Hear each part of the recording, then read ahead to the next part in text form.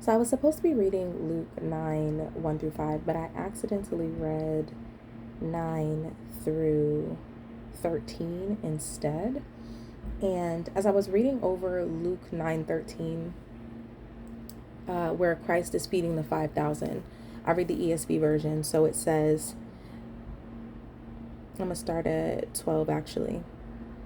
Now the day began to wear away, and the 12 came and said to him, "Send the crowd away to go into the surrounding villages and countryside to find lodging and get provisions, for we are here in a desolate place." But he, meaning Christ, said to them, "You give them something to eat." They said, "We have no more than 5 loaves and 2 fish, unless we are to go and buy food for all these people."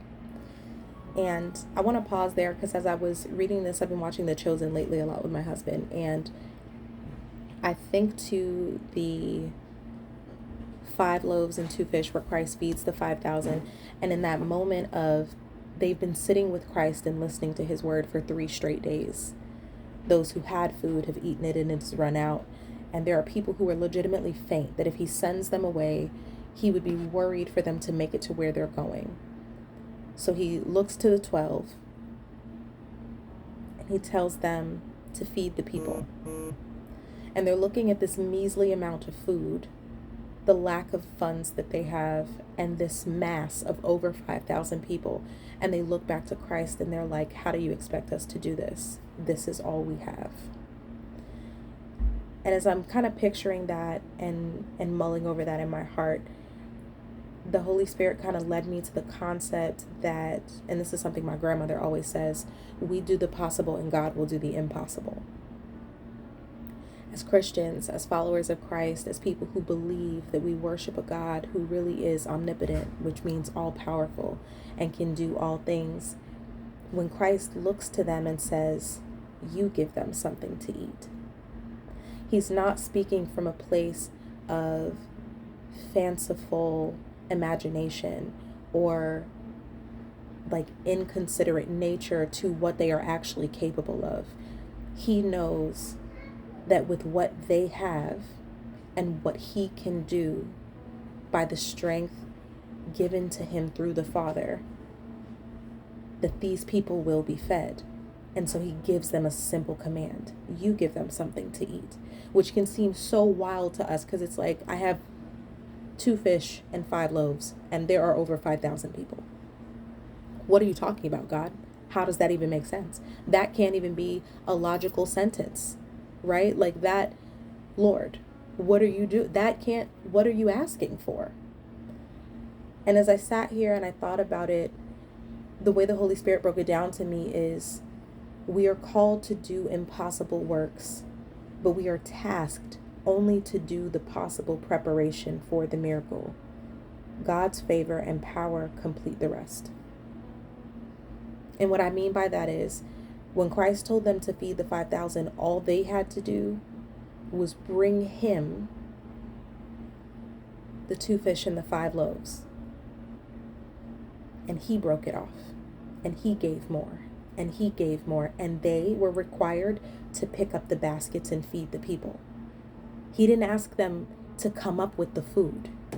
He asked them to feed the people. And there is a very real distinction there because Christ is tasking them with being his hands.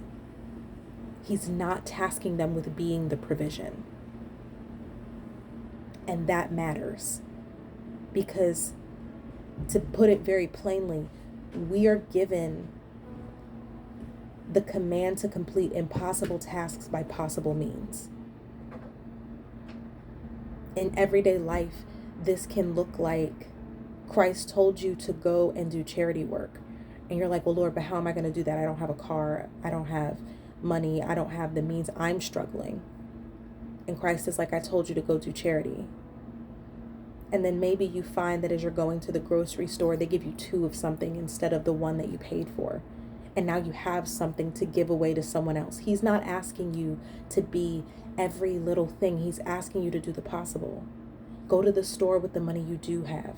I will stretch it. Give to the poor with the time that you do have. I will make it enough. Right? Like Christ is saying, you give them something to eat, but I will make the food.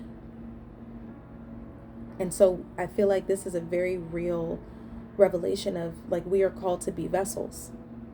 You are called to deliver the food. You're not called to be the baker, right? Like, you're called to deliver the bread, not to be the bread of life. We are called to walk in his nature. We are called to be the light and the salt of the earth, but he will always be the bread. He will always be the living water. We are just meant to be the cisterns that overflow and pour out his water and his love and his light onto other people. So do your possible. God has called you to start a multi-million-dollar ministry. Great, preach one sermon. Help one household. God has called you to run a multi-national food campaign. Feed one city. God has called you to partner with presidents and leaders, and okay, start with your mayor. Do the possible. God will do the rest. By favor through God, favor of God, and favor of man, like, he will provide. He will be the provision. You be the hands. And remember that in the provision, the bread and the fish were provided to people through breaking. They were given to Christ whole. They were blessed, and then they were broken to feed 5,000 men and their wives and children. So be prepared for the breaking. Be prepared for a wrestle. Be prepared for when it gets hard. But know that you can focus on the instruction God gave you. You give them something to eat, and he will give you the food to provide. You do the charity. You give the love. You give the grace. You give the forgiveness.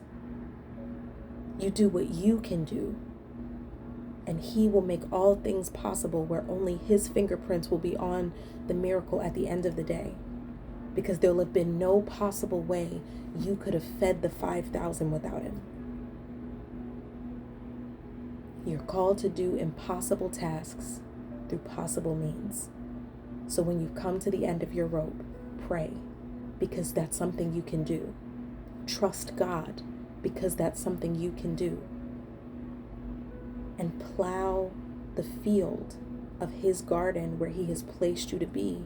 Do your work, your individual work, and he will do the rest, both inside and outside of you. You got this. Have a blessed day, and know the Lord considers you.